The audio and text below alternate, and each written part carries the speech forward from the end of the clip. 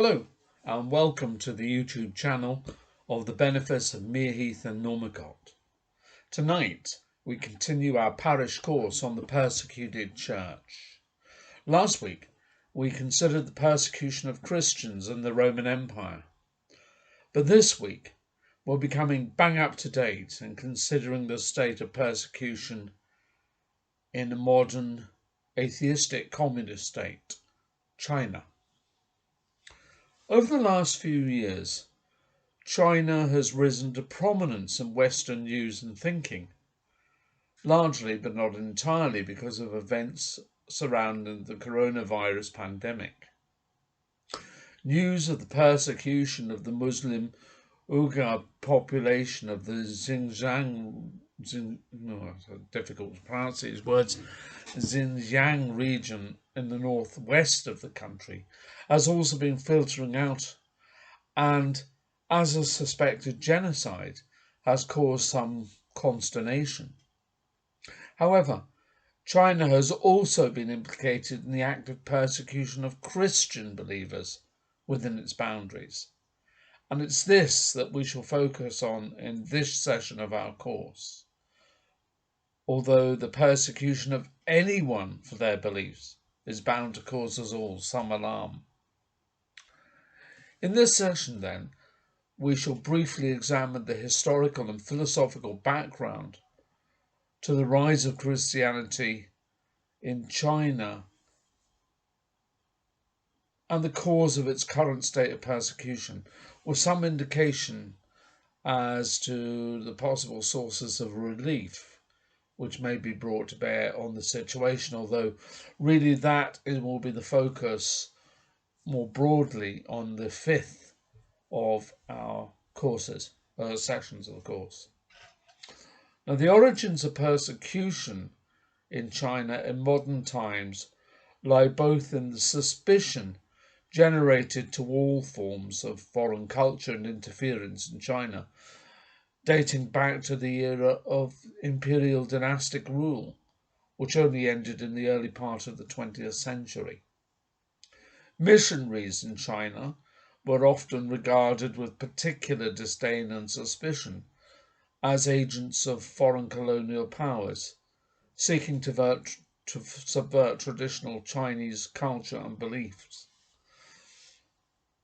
The Boxer Rebellion of 1900-1901 was in part caused by this resentment of Christian missionaries, a resentment that is still present today. Now, the real problems for Christians, however, began with the rise of Mao's Communist Party of China, Chinese Communist Party, the CCP, when in 1948 it resumed an interrupted civil war with the nationalist and pro-Western government, inflicting severe defeats on it and successfully replacing it as the regime in mainland China.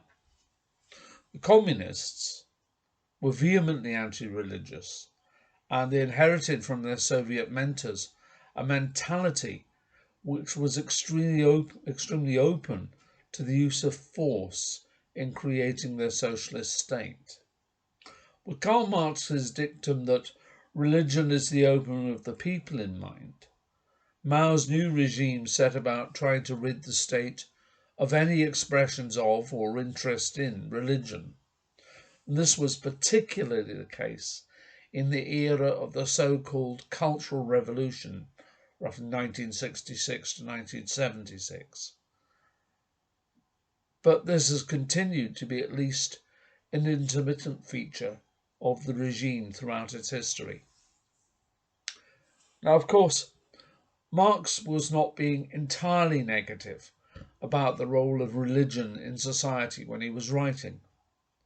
In the middle of the 19th century, the living conditions of the urban working class were so poor that, to numb their pain and sense of hopelessness and despair, it was very often necessary to resort to drink and drugs, with opium being favoured by those who could afford it, which most working people could not. Religion, Marx averred, filled its place by providing comfort, though illusory comfort, for the poor. It offered the hope of an afterlife in which all the pain, sorrow, and injustices of this world would be righted, holding out the promise of eternal life and the deepest happiness to those who accepted its claims. Although Marx actually thought that religion held no objective truth, and was largely a construct by the ruling classes to keep the workers under control, it was necessary in a capitalist state in which the proletariat was, as a class, kept in a state of abject poverty and submission.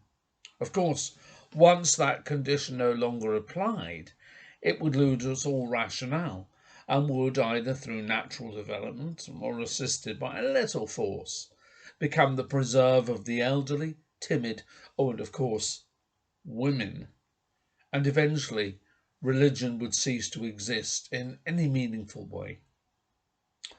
Of course, with the creation of the new communist Chinese state, Mao's policy towards religion was bound to be one of hostility, for the conditions of the poor were being increasingly bettered, and therefore what would be the point of the continued existence of religion? It is in this combination of traditional Chinese dislike of Western influence and, almost paradoxically, its adherence to the Western Marxist ideology that we can start to understand the reasons for the persecution of Christians in China today. Now, the Chinese constitution officially permits the existence and profession of religious belief in the country, but this does not include the practice of one's religious faith or a right to worship. Thus, many commentators have observed that this is, in fact, a legal fiction. Members of the Communist Party are these days forbidden to have religious associations on pain of expulsion, and are strongly encouraged to ensure that their family members likewise keep free from religious influences. There is great pressure placed on people to observe these strictures, with access to good education, career, travel, and other such things dependent on one's social credit rating, which functions like our own economic credit scoring, but with ratings dependent on conformity to the party's vision for society. The dominance of the CCP in all aspects of the life of Chinese society is a sine qua non for the ruling party, and therefore there are no off-limit areas, no aspects of life which are outside its control. And this applies as much to religion as it does to all other aspects of life in China. To more effectively do this, religion is effectively licensed and controlled by a state ministry for religion, the State Administration for Religious Affairs. Each of the 5 officially recognized religions, which include both Catholic and Protestant expressions of Christianity, is supposed to be affiliated to a corresponding state-sponsored patriotic association for the regulation of its life. Thus, Catholics are supposed to belong to the Catholic Patriotic Association, while the corresponding organization for Protestants is the 3 South Patriotic Movement.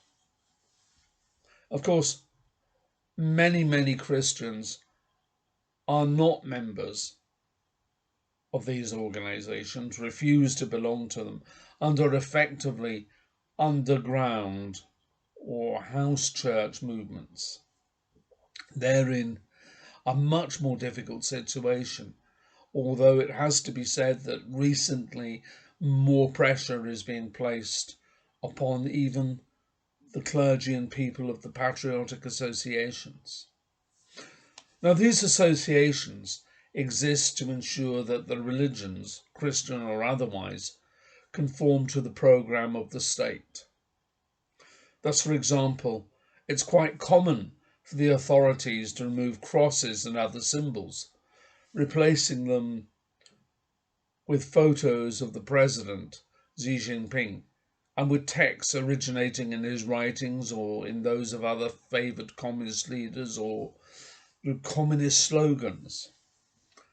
Likewise, the government produces teaching materials, highlighting or even creating religious and biblical messages favourable to the official line of the regime. Taking one recent example, a commentary on the incident of Jesus talking to the woman taken in adultery, as Jesus, once the crowd has departed, killing the woman himself and killing her because she broke the law. The lesson is clear. Jesus expects you to obey the law, and failure to do so merits the harshest punishments. The continued existence of the Christian faith is, without a doubt, uncomfortable for the government, but in this day and age it would not be possible to eradicate a faith containing some 150 million people or more, and a faith which is continuing to grow. Therefore, the state focuses its efforts not on eradication, but on a programme to sinicize religious life, that is, to bring it into conformity with Chinese secular culture and society, and to autonomize it, that is, free it from foreign influences. Thus, in the eyes of the authorities, Christianity can only have any form of legitimacy, if you want to call it that, if it reflects contemporary Chinese culture. Yet, of course, this is an absolute attack on Christianity itself, for the Church must challenge culture, whatever culture, and not merely affirm it. Where Christianity caves into the zeitgeist and merely reflects its society, it departs from its own nature and ceases to be in any real and meaningful sense Christian. Rituals and terminology may be unchanged. Much of the normal exterior life of the organisation may go on in the usual way, but it will have departed far from Christ, and with the warnings of the book of Revelation in mind, its stupidity will lead to Christ spitting them out. To compromise with the prevailing secular culture in any society, including our own liberal Western culture, is dangerous, and this is particularly the case in China, which is, in spite of some appearances, a deeply totalitarian state. Adopting a compromise with it means staying silent, if not actually accepting such ethical horrors as forced abortions, the rape and torture of minorities, and the removal of organs to order from living prisoners. Such is the price of accepting the authority and legitimacy of the state. Let us consider the increasing persecution in China. Now, during the years of the Cultural Revolution, the persecution of China's already large Christian community, both Catholic and Protestant, was widespread. The detention, torture, and even murder of believers was common, but in spite of this, the community continued to grow. Following the death of Chairman Mao, there was an easing of persecution, with some sort of normal life being permitted to Chinese Christians, both individually and as a church. We must remember, though, that even if we accept at face value the state's acceptance of the constitutional right to hold religious beliefs, we must keep in mind that this is strictly conditional. The right conferred relates only to belief, not to practice. Christians are expected to live in accordance with the laws and principles of the land and not to interfere in any aspect of its life, including educational aspects, thus removing the right to educate one's children in line with one's beliefs. Since the coming to power of the current president, there has been a growing insistence on the dominance of the party in all forms of living, not least as China seeks to expand its military and economic might and overseas projection of power, increasingly challenging the hegemony of the United States at a global level. No dissension or obstacle to China's path is tolerated. Persecution of religious minorities, which is by no means limited to Christians, has increased markedly as a result. New technologies, including monitoring of the internet, active blocking of sites, censoring of emails, and the use of tracking technology on mobile phones and through facial recognition on CCTV are utilised. And increasingly, well, even wearing a mask won't save you because the cameras are linked in with gait recognition, GAIT recognition software, that by the use of many images will be able to work out who you are by the way you walk.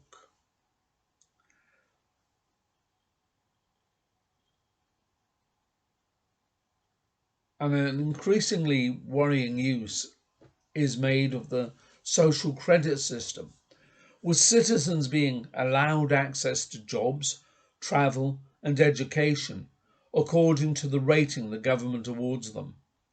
And that moves up and down. It depends on your behaviour, what you do. Pressure to conform is thus exerted not just through pressure on the individual, but also through making clear the consequences for the individual's families if they depart from the party line. Now, persecution can, of course, take many forms, and in China, it effectively includes all forms. At the most basic level, the state makes ordinary life difficult for individual believers, especially for those who are not members of the officially recognised patriotic movements, although, as I said earlier, increasingly even they are coming under pressure. Aside from those inconveniences already mentioned, there are many well-documented cases with persecution starting young at school, attendance at which is compulsory. Children are taught that Christianity is an evil cult and encourage them to adopt atheism as their natural choice, to question the beliefs of their families, and even to report them to the authorities.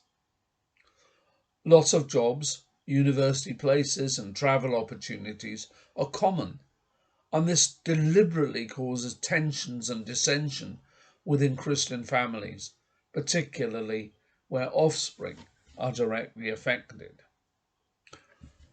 The party's United Front Work Department is known to run pop-up detention facilities for mainly unregistered Christians who are not charged with any criminal offence and who do not therefore appear in the courts, but are simply disappeared.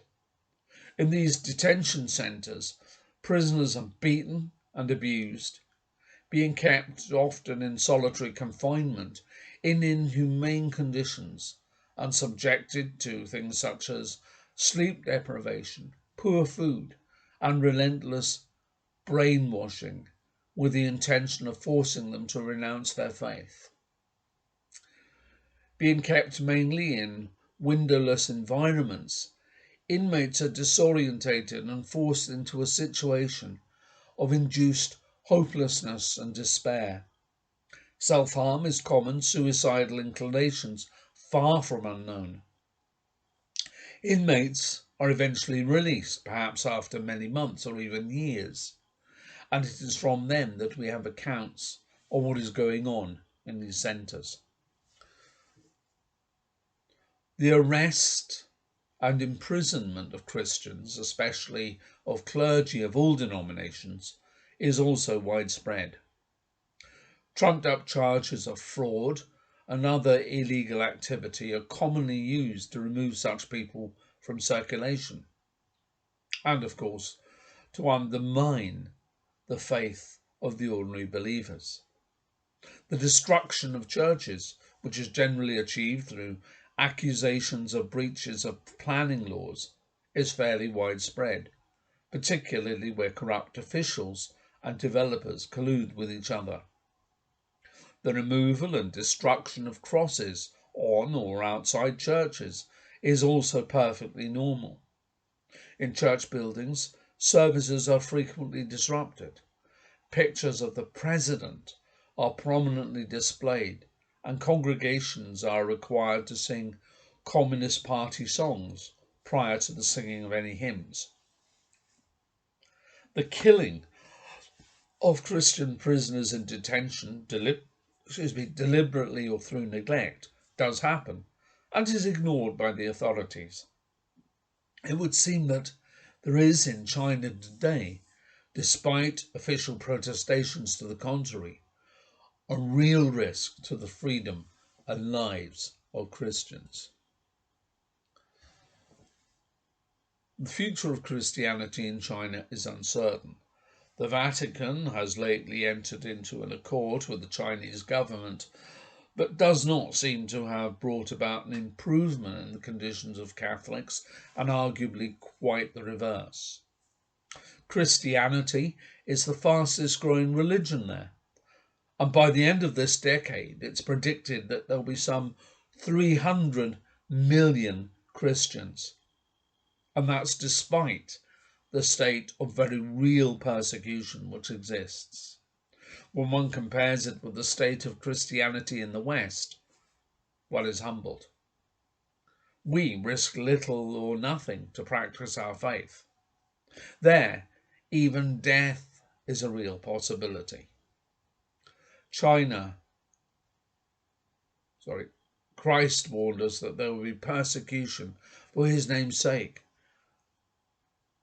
But one almost despairs that it should be so prevalent in the 21st century, particularly in an advanced modern nation such as China. Many commentators suspect that the CCP fears the increasing size of the Christian community, worried that its growing influence may present an existential challenge to the rule of the party. This, it's suggested, accounts for the persecution. But perhaps it's part of God's plan for the world that China becomes the next Christian empire, and what we are witnessing are the birth pangs of the new society. Now, whether that's true or not, the faith and courage of the Chinese Christians remains truly humbling. As Tertullian, the great North African scholar and writer of the Roman era, pointed out, the blood of the martyrs is the seed of the church. And this has certainly been the case with China. The more Christians suffer, it seems that the more people are attracted to the church in spite of the risks. And the church there continues to suffer. But through its suffering, God is performing great works. Here in the West, for the most part, Christians have become self-absorbed, demoralized, and are rapidly dwindling in numbers as they advance as a community in age. In China, we see the vibrancy of a Christian community which has to be prepared to make a great many sacrifices in order to merely survive and to grow. Now, we cannot tell whether or not persecution in China will eventually cease, but regardless of its future course, the church there has certainly endured much for the sake of Jesus. May God grant that it remains strong in faith and in devotion. This concludes this week's talk on the persecution of the church in the contemporary world. Next week, we're looking at another case study in the modern world. We're going to seek to understand the place of Christians in an Islamic society, and we'll concentrate on Pakistan. So thank you for joining us, and do remember to subscribe to our channel. May God bless you this evening and henceforth.